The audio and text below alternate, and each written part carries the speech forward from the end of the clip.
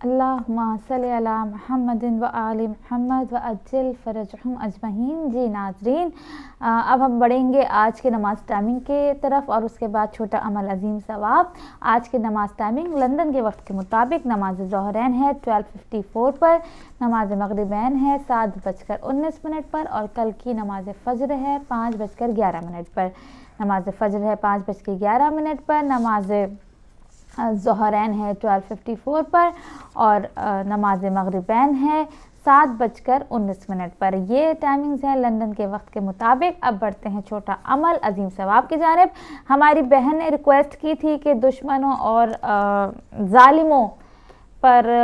गालिब आने के लिए या उनसे किस तरह से छुटकारा पाया जाए। बहुत से दुश्मन ऐसे हैं कि जो जान के दुश्मन बने जा रहे हैं और बड़ी मुश्किल हो रही है। तो पहले भी इस चीज़ को रिपीट कर चुके हैं, बता चुके हैं और बहुत ही पहले बताया था और अब उसको हम रिपीट करेंगे आपके कहने पर कि देखें, अगर आपके दुश्मन हैं, ऐसे दुश्मन हैं जो वाकई आपको सुकून नहीं लेने दे रहे, या आपका घर का सुकून बर्बाद कर रहे हैं, या आपकी जान पर बनाई है या जायदाद पर बनाई है, जो भी हमारी बहन के मसले थे, बहरहाल XYZ उस पर हम डिस्कस नहीं करेंगे। हम सिर्फ इतना बताएंगे कि दुश्मनों पर गलबे के लिए आपने क्या करना है और या मगलूबियत के लिए आपको क्या करना है। तो 2-3 चीज़ें हैं जो पहले बताई थी, उसी को रिपीट करेंगे। दुश्मनों पर गलबे के लिए हर नमाज फजर के बाद 360 बार, दुश्मनों पर गलबे के लिए हर नमाज फजर के बाद 360 बार रोज़ाना या कहारो का विर्द इंतहाई मुजर्रब है। या कहारो आपने 360 मरतबा रोज़ाना नमाज फजर के बाद पढ़ना है और उसके बाद हर शब जुम्मा, कोई भी आप, मैं जो भी बता रही हूँ जो आपको सूटेबल लगे, जो आप कर सकते हैं आप वो कर लीजिएगा। हर शब जुम्मा 1000 बार, 1000 टाइम्स, हर शब जुम्मा 1000 टाइम्स या काबिज़ो, हर शब जुम्मा 1000 टाइम्स या काबिज़ो को आप अगर आप उसका वर्ड पढ़ेंगे तो दुश्मन की मगलूबियत की नियत से अगर आप पढ़ेंगे तो ये इंतहाई मुजर्रब और फ़ायदेमंद है कि दुश्मन पर मगलूबियत की नियत से अगर आप हर शब जुम्मा 1000 बार या काबिज़ हो पढ़ेंगे तो आपको ज़ाहिर है आप जब इसका वर्ड करेंगे तो फिर आपको दुश्मन की मगलूबियत की नियत से पढ़ेंगे तो बहुत ज़्यादा फ़ायदा होगा। उसके बाद शेख तूसी रहमतुल्लाह अलैह फरमाते हैं कि अगर दुश्मन को दफ़ा करना हो तो 1000 बार इस जिक्र को पढ़ने पर तकरार करनी चाहिए। और वो जिक्र क्या है? या काहिर अल अदुव या वाली अल वली या मजहर अल अजाइब या मुर्तज़ा अली। अगर आप ये पढ़ेंगे, हम सभी जानते हैं, हमारी ज़बानों पे ये रटा हुआ है कि अगर आप 100 बार इस जिक्र को पढ़ने में तकरार करेंगे तो शेख तूसी रहमतुल्लाह अलैह फरमाते हैं कि अगर दुश्मन को दफ़ा करना हो तो इसका विर्द करें 100 टाइम्स। या काहिर अल अदुव या वाली अल वली या मजहर अल अजाइब या मुर्तज़ा अली, आप ये पढ़िए। और उसके बाद इमाम जाफर सादिक अलैहिस्सलाम फरमाते हैं कि दुश्मनों को दूर करने के लिए रोज़ाना सूरह नसर को 21 बार पढ़ें। दुश्मनों को दूर करने के लिए रोज़ाना सूरह नसर को 21 बार पढ़ें और बलाओं को दूर करने के लिए रोज़ाना इसे 7 बार पढ़ें, यानी कि सूरह नसर को ही 7 बार पढ़ें। उसके बाद दुश्मन के खौफ को दूर करने के लिए एक बार जो है, मतलब एक ही नशिस्त में इसका जिक्र करना है आपने, एक ही दफ़ा बैठ के एक ही नशिस्त में इसका जिक्र करना है 2162 टाइम्स। और किस चीज़ का जिक्र करना है? अगर आप इसका जिक्र करेंगे तो इंतहाई मुजर्रब है, लेकिन एक ही नशिस्त में दुश्मन के खौफ को दूर करने के लिए वो है रब्बी इन्नी मगलूबुम फंतसिर। हम सब जानते हैं और इसको आपने 2162 टाइम्स इसको पढ़ना है। मुझे उम्मीद है आपने नोट कर लिया होगा। यही वो चीज़ें हैं जो हम पहले बता चुके थे और आज फिर इसको हमने रिपीट किया। अब बढ़ेंगे अपनी ख़जानों की तरफ। बिल्कुल, ख़जाने क्या हैं? कुरान पाक की आयत, कुरान पाक की सूरतें बहुत ही ज़्यादा हमारे लिए ख़जाने हैं और बहुत ही खूबसूरत ख़जाने हैं और बहुत ही खूबसूरत तोहफ़ा है।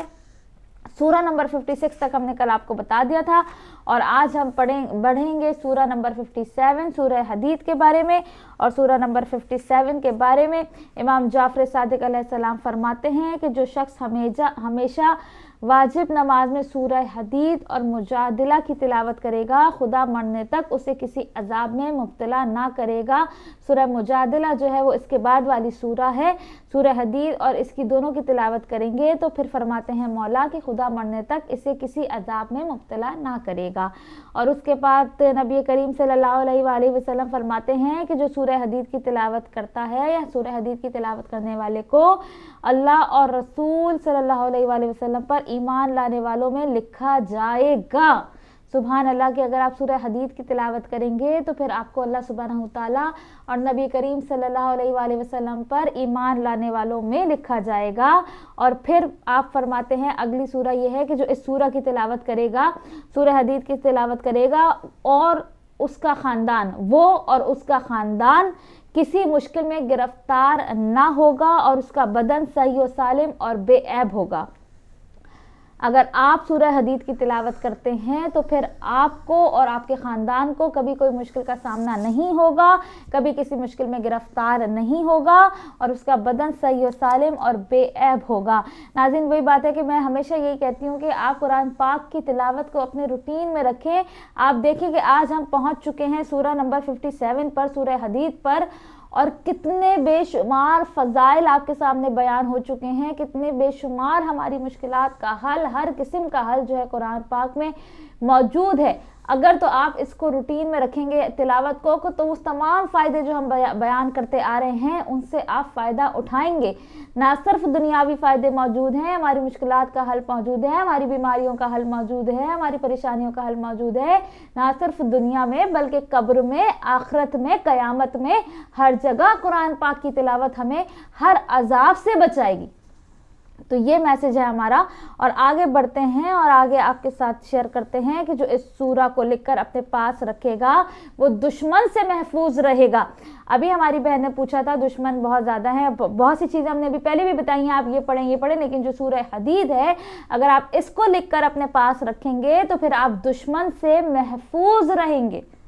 तो ये नाज़रीन फ़ज़ाइल थे कुरान पाक की 57 सूरह हदीद। और आगे पढ़ते हैं सूरह नंबर 58 सूरह मुजादिला। और इसके बारे में जो है इमाम जाफ़र सादिक अलैहिस्सलाम फरमाते हैं कि जो शख्स हमेशा वाजिब नमाज में सूरह हदीद और मुजादिला की तिलावत करेगा, खुदा मरने तक उसे किसी अजाब में मुब्तला ना करेगा, वो और उसका ख़ानदान किसी मुश्किल में गिरफ्तार ना होगा और उसका बदन सही सालिम और बेऐब होगा। यानी कि वही जो रहमतुल लिल आलमीन ने फरमाया था वही इस हदीस में इमाम जाफ़र सादिक भी फरमा रहे हैं। दोनों सूरतों की तिलावत करेंगे, किसी मुश्किल में गिरफ्तार नहीं होंगे, आपका बदन भी सही सालिम रहेगा, यानी कि सही सालिम और बेऐब रहेगा, यानी कि कोई ऐसी बीमारी नहीं होगी कि जिससे आपके जिस्म को कुछ उसमें ऐब आ जाए, कोई परेशानी आ जाए। यानी कि जाहिर है कि जब बीमारी होती है तो पता नहीं जिस्म में क्या क्या हो जाता है, तो बदन आपका सही सालिम रहेगा कि अगर आप इसकी तिलावत करेंगे। उसके बाद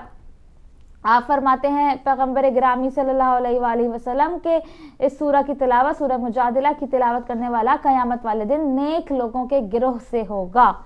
और फिर अगर मरीज़ के पास इस सूरह की तिलावत करें तो इसके सुकून का बाइस है। अगर आप कोई मरीज़ है, आपके घर में शदीद बीमार है, तो आप क्या करें कि सूरह मुजादिला की तिलावत उस मरीज़ के सामने बैठ के करें तो उसको सुकून मिलेगा। बहुत सी ऐसी बीमारियां होती हैं, परवरदिगार आलम बीमार करबला के सदक़े में, बीमार मदीना के सदक़े में, जहाँ जहाँ बीमार हैं उनकी बीमारियों को ख़त्म कर दे और उनको सेहत कुल्ली इनायत फरमाए। लेकिन अगर कोई मरीज़ मौजूद है आपके घर में, आपके ख़ानदान में, आप इस सूरह की तिलावत उसके सामने आवाज़ बुलंद करेंगे तो फिर उसको सुकून मिलेगा। नाज़रीन, बहुत से ऐसे मर्ज़ होते हैं कि जब इंसान बेचैन रहता है, और मैं आपको बताऊं डिप्रेशन भी एक ऐसा मर्ज़ है कि कितनी इंसान गोलियां खा ले, किसी तरह से सुकून नहीं मिलता है। अगर तो आप डिप्रेशन के भी मरीज़ हैं तो तब भी आप सूरह मुजादिला की तिलावत करें। आप नहीं कर सकते तो किसी से कहें कि मेरे सामने इस सूरह की तिलावत करो, तो आप दिली सुकून महसूस करेंगे, आपको एक इत्मीनान सा फील होगा। जब इस सूरह की तिलावत आपके कानों में जाएगी तो आपको सुकून मिलेगा। और जाहिर है कि ये बात हदीस में मौजूद है, तो ज़रूर कोई शक व शुबे की फिर गुंजाइश नहीं रहती है। उसके बाद इस सूरह की तिलावत करने वाला हर किस्म की बुराई से महफूज रहेगा,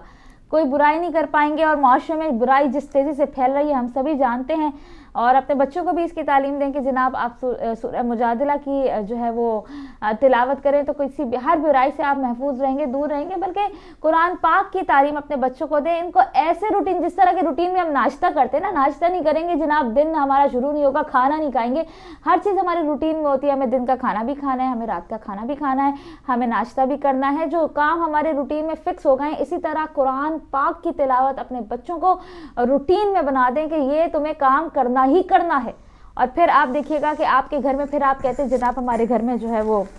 لڑائیاں ہیں، پریشانیاں ہیں، بے سکونی ہیں. جب گھر میں ہر وقت گانے چلیں گے، فلمیں چلیں گی، کوئی قرآن پاک کی تلاوت نہیں ہوگی، کچھ نہیں ہوگا، تو گھر میں شیطان تو داخل ہوگا نا. قرآن پاک کی جس گھر میں تلاوت ہوتی ہے، وہ حدیث جو میں ہمیشہ کہتی ہوں مجھے بڑی پسند ہے کہ نبی کریم صلی اللہ علیہ وآلہ وسلم فرماتے ہیں کہ قسم ہے اس خدا کی کہ جس کے قبض قدرت میں محمد کی جان ہے، جس گھر میں سورہ بقرہ کی تلاوت ہوگی اس گھر میں شیطان داخل نہیں ہو سکتا. تو یہ حدیث جو ہے میری سب سے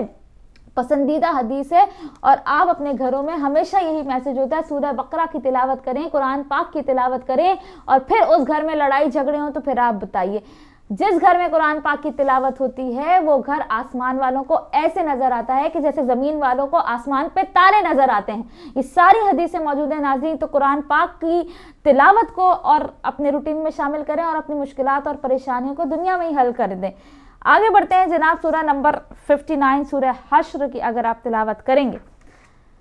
تو آپ کو کیا فائدے حاصل ہونے والے ہیں. نبی کریم صلی اللہ علیہ وآلہ وسلم یہ ارشاد فرماتے ہیں کہ جو شخص سورہ حشر کی تلاوت کرے گا تو کوئی جنت، جہنم، عرش، کرسی، حجاب، ساتوں آسمان، ساتوں زمینیں، فضا، ہوا، پرند، درخت، پہاڑ، سورج، چاند اور فرشتہ ایسا نہیں ہوگا جو اس کے لیے درود نہ بھیجے. سبحان اللہ. اور اس کے لیے استغفار نہ کرے. اگر وہ اسی دن یا رات کو مر جائے تو شہید کی موت مرا ہے. ناظرین دیکھیں کہ کیا ہی فضائل رحمت للعالمین صلی اللہ علیہ وآلہ وسلم نے فرما دیے. سورہ حشر کی اگر آپ تلاوت کریں گے تو جو شخص اس کی تلاوت کرے گا تو کوئی جنت، کوئی جہنم، کوئی عرش، کوئی کرسی، کوئی حجاب، ساتوں آسمان، ساتوں زمینیں، فضا، ہوا، پرندہ، درخت، پہاڑ، سورج، چاند اور کوئی فرشتہ ایسا نہ ہوگا جو اس کے لیے درود نہ بھیجے اور اس کے لیے استغفار نہ کرے. سبحان اللہ. آگے بڑھتے ہیں. امام جعفر صادق علیہ السلام سے مروی ہے کہ جو سورہ حشر کی حاجتوں کے پورا ہونے اور پریشانیوں کے دور ہونے کی نیت سے 40 دن تک ہر روز ایک مرتبہ تلاوت کرے گا تو اس کی حاجتیں پوری ہوں گی اور دعائیں قبول ہوں گی. اگر ایک دن تلاوت نہیں کر سکا تو نئے سرے سے پڑھنا ہوگا. یعنی کہ آپ نے 40 دن میں کوئی وقفہ نہیں آنا چاہیے. اگر ایک دن نہیں پڑھ سکے آپ کو دوبارہ سے شروع کرنا پڑے گا. تو وہی بات ہے کہ ہم سبھی جانتے ہیں پھر وہ خاتون یا وہ ہمارے بھائی کریں کہ جو 40 دن پڑھ سکتے ہیں. کوئی بیچ میں گیپ نہ آئے. کسی سے آپ پڑھوا لیں اپنے گھر میں، اپنے بھائی سے بولیں، کسی سے بولیں کہ وہ پڑھ دے آپ کے لیے 40 دن تک. امام جعفر صادق سے مروی ہے کہ جو سورہ حشر کی حاجتوں کے پورا ہونے اور پریشانیوں کے دور ہونے کی نیت سے 40 دن تک ہر روز ایک مرتبہ تلاوت کرے گا تو اس کی حاجتیں پوری ہوں گی اور دعائیں قبول ہوں گی. اس کے بعد بھولنے کی جس کو بیماری ہے، خواتین کو کہا جاتا ہے، بڑی مشہور ہے خواتین کے بھولنے کی عادت ان میں ہوتی ہے، پیسے رکھ کے بھول جاتی ہیں. امپورٹنٹ ڈاکومنٹس جو ہوتے ہیں، امپورٹنٹ ڈاکومنٹس جو بہت ہی زیادہ امپورٹنٹ ہوتے ہیں، ایسے حفاظت سے رکھے جاتے ہیں پھر کبھی ملتے ہی نہیں ہیں. ڈھونڈتے رہ جاتے ہیں لیکن ملتے نہیں ہیں. تو جن میری بہنوں کو بھولنے کی بیماری ہے یا جن میرے بھائیوں کو جن میرے بھائیوں کو بھولنے کی بیماری ہے، بہنوں کو بھولنے کی بیماری ہے، ایک تو چھوٹی موٹی باتیں تو ہم بھی بھول جاتے ہیں لیکن جو سیریس بیماری ہوتی ہے کہ واقعی بھول جاتے ہیں، کچھ یاد نہیں رہتا، ان کے لیے یہ ہے کہ امام جعفر صادق علیہ السلام فرماتے ہیں کہ جو اس سورہ کو لکھ کر بارش کے پاکیزہ پانی سے دھو کر پیے تو اللہ کے حکم سے اس کے ذہن میں اضافہ ہوگا اور نسیان کم ہوگا. یعنی کہ بھولنے کی جو اس کی بیماری ہے وہ کم ہوگی. آپ سورہ حشر کو لکھ کر بارش کے پانی سے جو ہے دھو کر اس کو پئیں. اور بارش کا پانی ابر رحمت ہے. پہلے بھی کئی بار جو ہے شیئر کر چکے ہیں بارش کے پانی کے متعلق احادیث. رحمت کا پانی ہے اور بیماریاں بھی اس سے کتنی دور ہوتی ہیں ہم سب جانتے ہیں، احادیث میں موجود ہے. بھولنے کی بیماری آپ سورہ حشر کو لکھیں، بارش کے پانی سے دھوئیں اور اس کو پئیں. آگے بڑھتے ہیں اور جلدی سے آخری حدیث شیئر کریں گے کیونکہ کچھ ٹائم خبروں کو بھی دینا چاہیے. نبی کریم صلی اللہ علیہ وآلہ وسلم فرماتے ہیں کہ جو سورہ حشر کی آخری 3 آیات کی تلاوت کرے گا، جو سورہ حشر کی آخری 3 آیات کی تلاوت کرے گا، اللہ اس کی حفاظت کے لیے 70,000 فرشتوں کو معمور کرے گا جو رات ہونے تک اس پر درود بھیجتے رہیں گے۔ اور اگر وہ اسی دن مر جائے تو شہید کی موت مرا ہے۔ سبحان اللہ، فقط آخری کی 3 آیات کی بھی اگر آپ تلاوت کر لیں تو اللہ سبحانہ وتعالی آپ کی حفاظت کے لیے 70,000 فرشتوں کو معمور کرے گا جو رات ہونے تک اس پر درود بھیجتے رہیں گے۔ ناظرین، یہ حدیثیں ہمارے لیے بہت بڑا سرمایہ ہے، خزانہ ہے۔ قرآن پاک ہمارے لیے، قرآن پاک کی آیات ہمارے لیے خزانہ ہے۔ تو شکر ادا کریں، ہمیشہ یہ کہتی ہوں، نہ صرف شکر ادا کریں بلکہ اب جو قرآن پاک کو جزدان میں لپیٹ کر الماریوں کے اوپر رکھ دیا گیا ہے اس کو نکالیں، اس کو کھولیں اور اس کی تلاوت کریں، اور ان تمام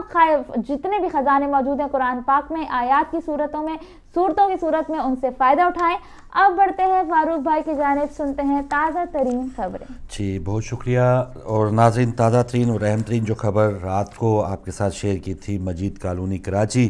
لانڈی میں امام بارگاہ سجادیہ میں دھماکہ ہوا، اور اطلاعات میں پتہ چلا ہے کہ 3 شہادتیں اس میں ہوئی ہیں، 30 سے زائد افراد اس میں زخمی ہوئے تھے، اور یہ 2 دھماکے یا 2 کریکر امام بارگاہ پہ پھینکے گئے۔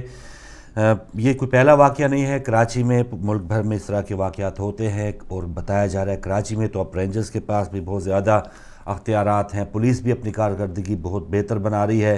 پچھلے دنوں چودھری نثار صاحب کا یہ بیان آیا تھا کہ اب کراچی کے حالات بہت بہتر ہو رہے ہیں، لیکن ان تمام بہترین حالات میں ایک بار پھر ایک امام بارگاہ پہ حملہ کیا گیا، اور وہاں پہ قیمتی جانیں جو ہیں وہ اس دنیا سے چلی گئی ہیں۔ اس کا کون ذمہ دار ہے؟ کسی بھی جگہ سے ایون مذمت تک کا بیان نہیں آیا۔ قائم علی شاہ صاحب جو وہاں پر کہے گئے کہ کپتان ہیں، وہ تمام جو آپریشن کے وہ چیمپئن ہیں، کپتان ہیں، انہی کے ذمہ یہ سارا کام ہے، ان کے حوالے سے بھی کوئی بات نہیں سنی۔ چودھری نثار صاحب کے حوالے سے، اور میاں صاحب تو جو وہاں پر گئے تھے، آپ نے ان کا تمام جو ان کی باڈی لینگویج تھی وہ دیکھ لی تھی کہ وہ چاہتے ہیں کہ ویسے وفاق جو ہے وہ تصویروں میں تو ضرور نظر آئے، لیکن عملی طور پہ یا تو اگر فیل وہاں پر کچھ بھی ہوتا ہے اس کا ذمہ ظاہر ہے پیپلز پارٹی کے ہی پلے پڑے گا، یا ایم کے ایم جو وہاں پر اکثریت والی جماعت ہے اس کے ذمہ لگے گا۔ وفاق بس یہی ہے کہ وہاں پر آئے گا، جائے گا، اور بیانات کی حد تک وہ اپنی ذمہ داری ادا کرے گا، لیکن قیمتی جو جانیں ہیں اور کراچی کے حالات ایک دعویٰ کیا جا رہا ہے کہ بہت بہتری کی طرف گامزن ہے۔ رات کو جو واقعہ ہوا امام بارگاہ پہ دھماکے کے بعد یہ تمام کلی کھل گئی ہے کہ کراچی میں جو حالات ہیں وہ کس طرح سے بہتر کیے جا رہے ہیں، اور جہاں پر مذاکرات کی بات ہو رہی ہے اور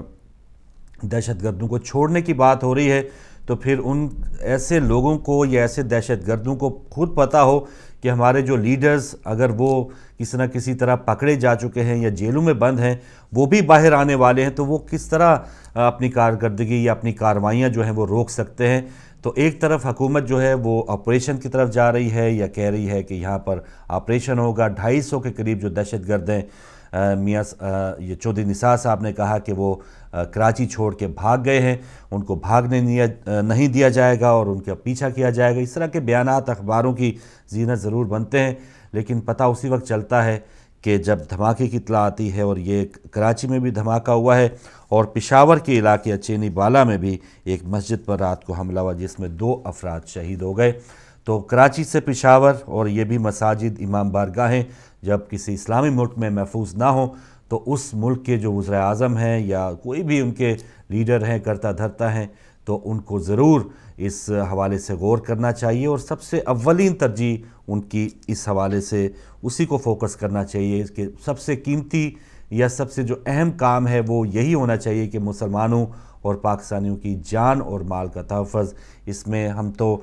بس ایک امید لگائے بیٹھے تھے، 100 دن ہو گئے اس حکومت کو آئے ہوئے، اس حکومت نے بھی کچھ کام نہیں کیا، جن کے 5 سال گزرے ہیں، اور اس حکومت نے بھی یہ جو 100 دن گزرے ہیں انہوں نے ایسا کچھ کر دکھایا ہے کہ وہ شاید اب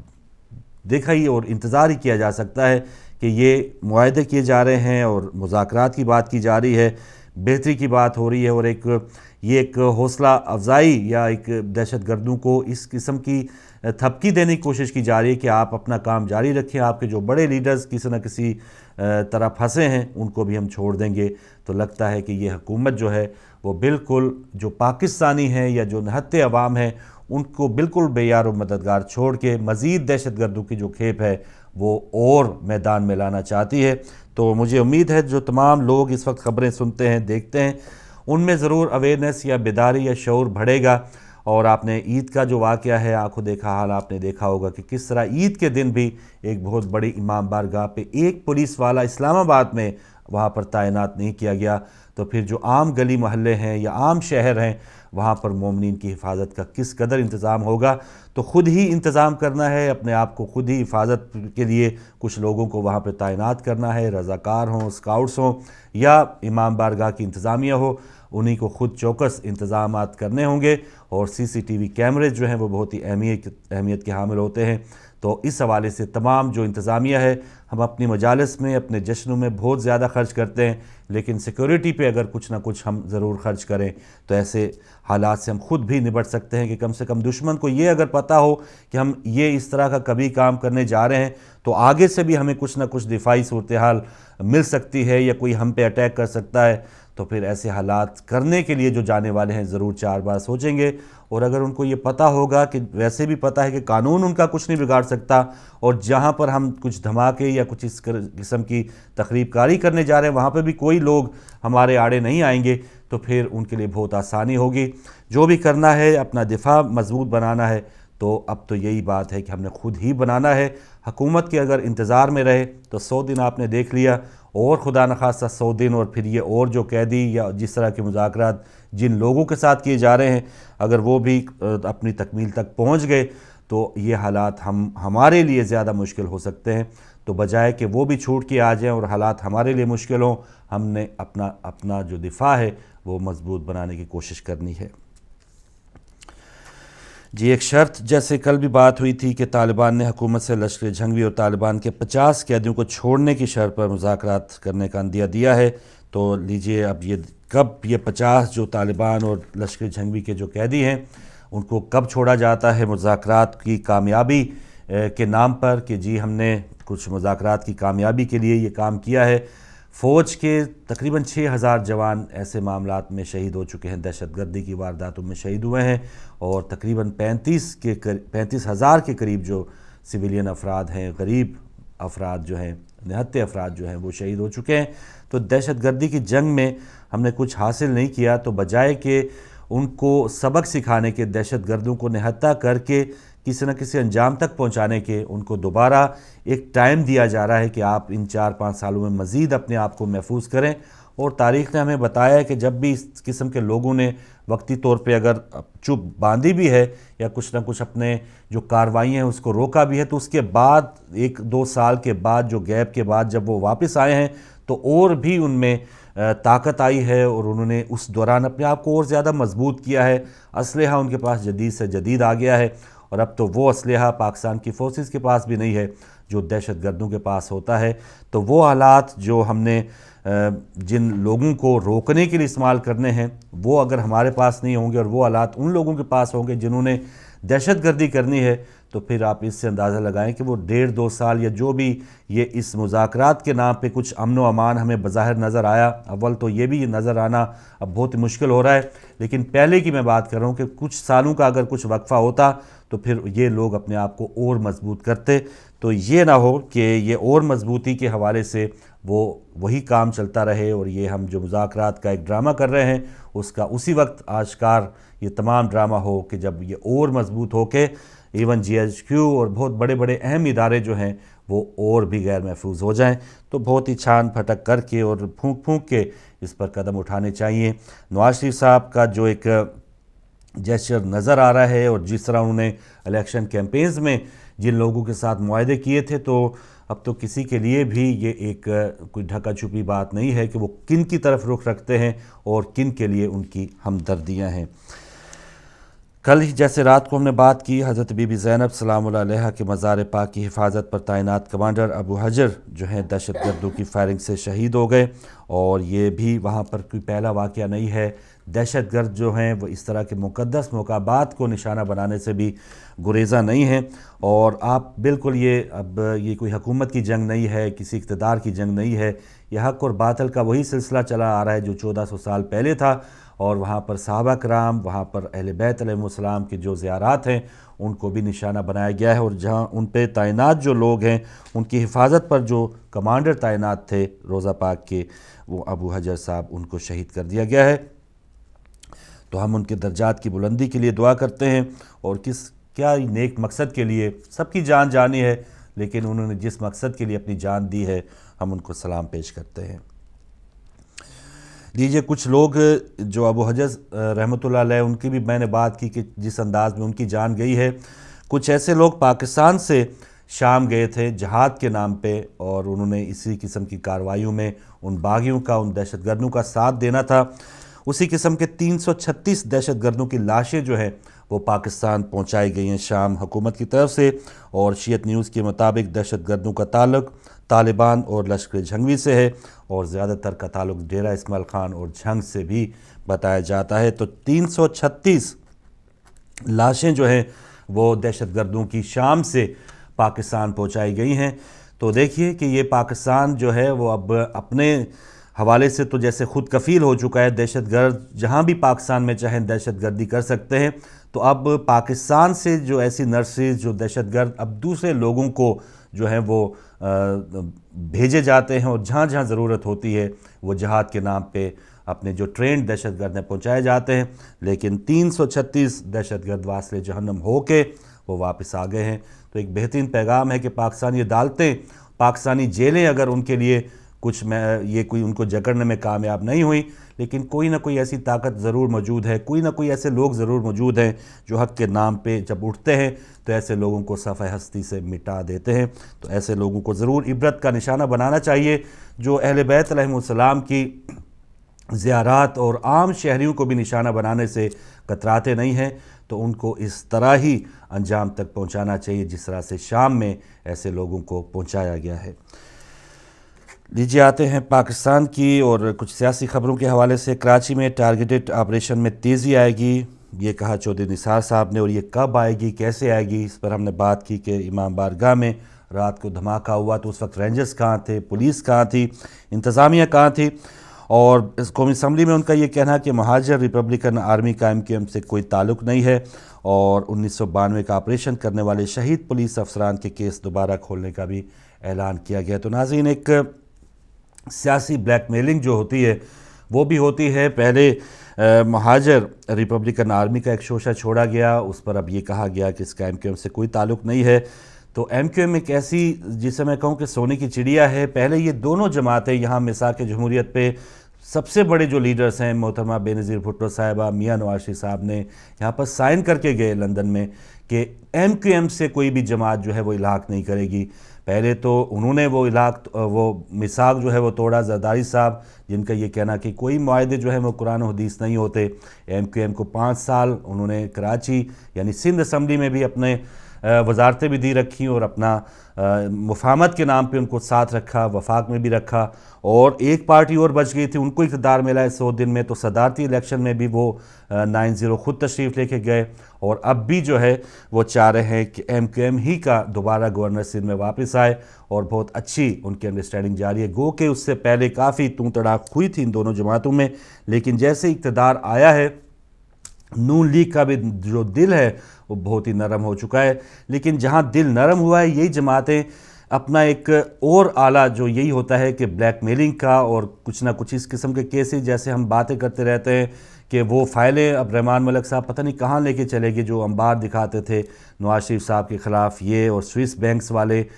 وہ نوٹ کہاں گئے، جو نون لیگ والے کہتے تھے کہ گو زرداری گو ریلیز میں ہم تمام جو لوٹا ہوا مال ہے واپس لائیں گے۔ تو یہ ایک ایسی میوچل انڈرسٹینڈنگ ہوتی ہے کہ جب اگر تو صحیح چل رہا ہے تو سب بھائی بھائی ہیں، اور تھوڑا سا اگر اختلاف ہوا ہے تو وہ تمام ایک دوسرے کو تھوڑا سا بلیک میل کرنے کی کوشش کرتے ہیں۔ مہاجر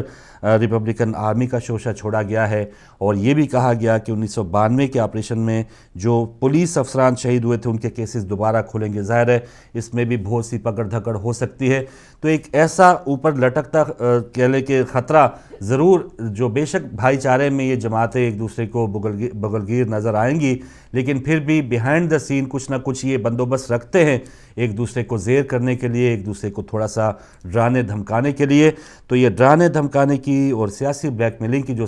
ہمارے ہاں سیاست ہے وہ بھی چل رہی ہے، اور گٹھ جوڑ کے ساتھ تم بھی ادھر کھاتے رہو ہم بھی ادھر کھاتے رہیں، اس طرح کا کام بھی جاری ہے۔ تو چودھری نثار صاحب کا یہ کہنا ہے کہ کراچی میں ٹارگیٹڈ آپریشن میں تیزی آئے گی، اللہ کرے کہ یہ تیزی جو ہے وہ واقعی آئے، اور کوئی بھی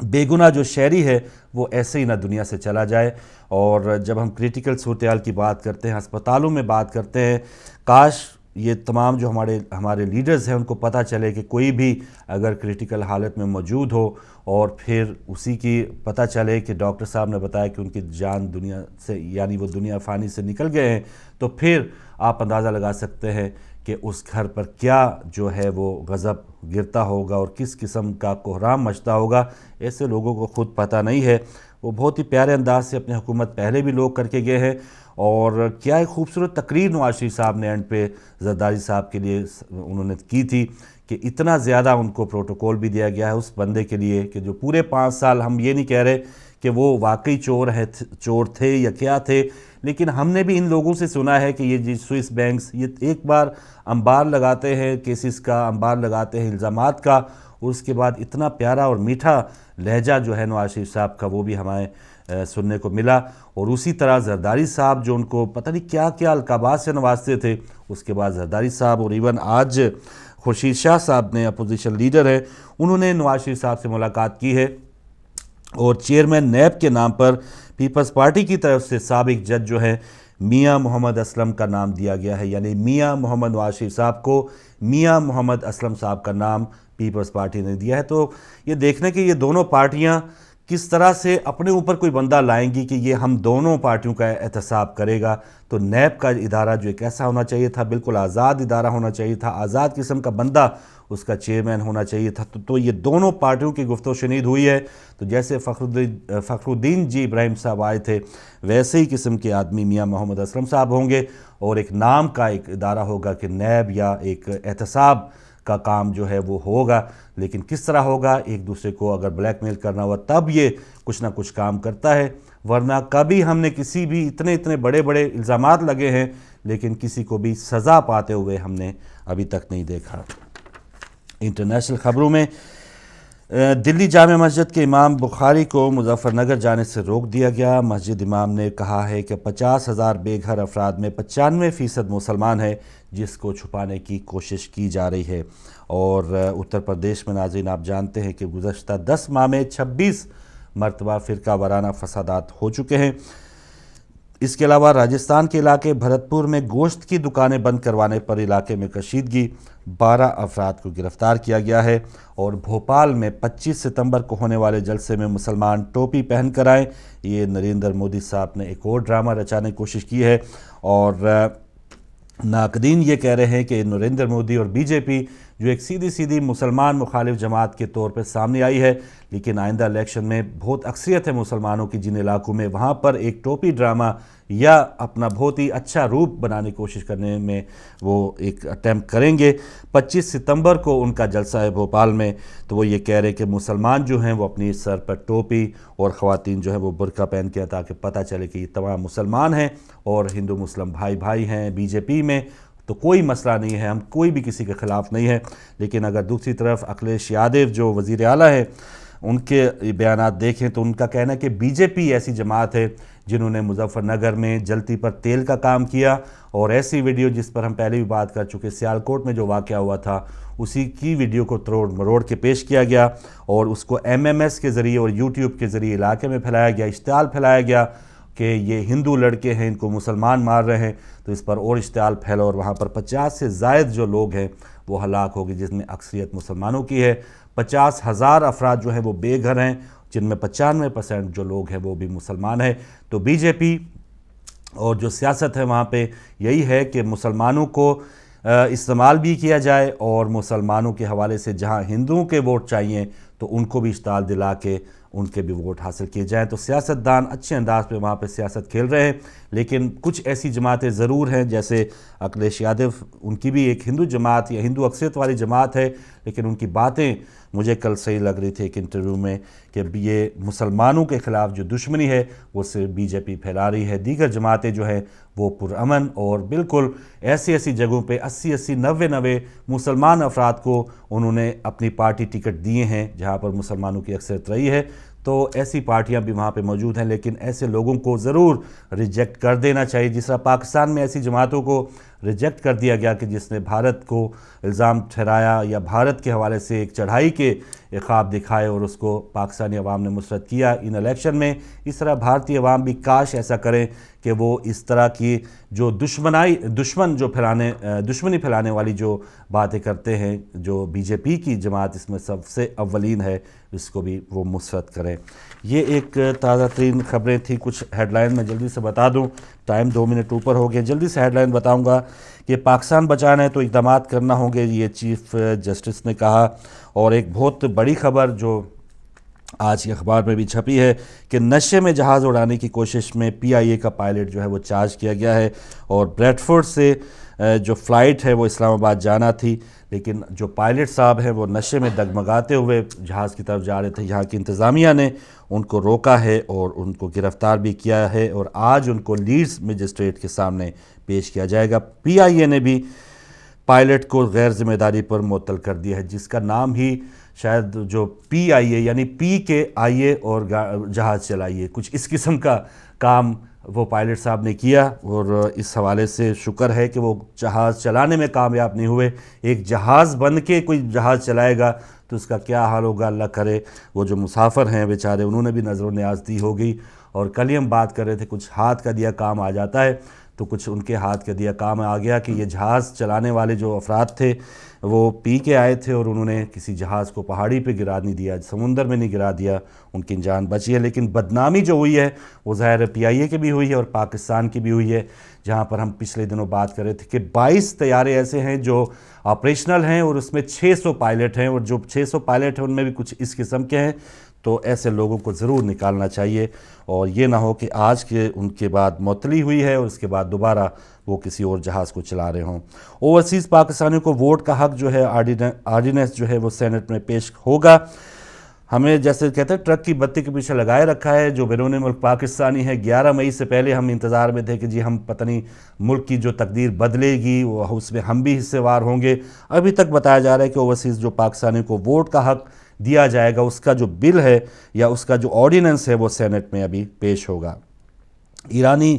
صدر روحانی صاحب کا بیان ہے کہ ایران ایٹمی ہتھیار نہیں بنائے گا، جوہری پروگرام پرامن مقاصد کے لیے وہ استعمال کرے گا، اور امن کے لیے پاک بھارت اعتماد سازی کے اقدامات ضروری ہیں۔ یہ پاک بھارت اراکین پارلیمنٹ کے درمیان ملاقات ہوئی اسلام آباد میں، اس کا یہ بیان ہے۔ اور جیسے میں نے آپ کو ایک خبر دی تھی کہ طالبان نے رہائی کے لیے 50 قیدیوں کے نام پیش کر دیے۔ ایک خبر اور دوں کہ بلاول بھٹو کو بدین سے رکن اسمبلی منتخب کرنے کا فیصلہ کیا ہے۔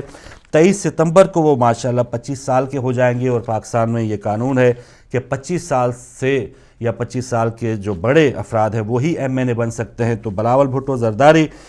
23 ستمبر کو 25 سال کے ہو جائیں گے، اور وہ پھر بدین سے ان کو الیکشن لڑوایا جائے گا، اور کہا جا رہا ہے کہ وہ جب ایم این اے بن جائیں گے تو پھر پاکستان کے وارے نیارے ہو جائیں گے، کوئی مسئلے مسائل نہیں ہوں گے۔ بلاول بھٹو زرداری ہمارے نئے لیڈر ایم این اے بن جائیں گے۔ تو ناظرین آپ انتظار کیجئے 23 ستمبر کا، بلاول بھٹو صاحب جیسے اسمبلی میں گئے تو ہمارا کوئی مسئلہ نہیں رہے گا۔ لیتے ہیں چھوٹی سی بریک اور پھر واپس آتے ہیں۔